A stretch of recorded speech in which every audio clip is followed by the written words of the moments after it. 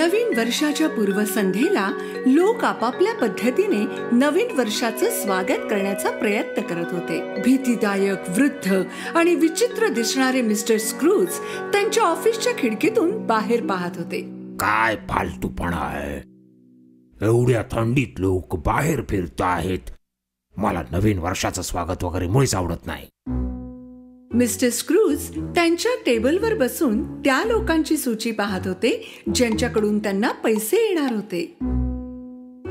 जरा चाचरतच त्यांचा सहकारी तिथे आला आणि त्याने विचारलं, मी आज घरी जरा लवकर जाऊ शकतो का? आज नवीन वर्षाची पूर्वसंध्या आहे. मला माझ्या मुलासाठी भेट घ्यायची आहे.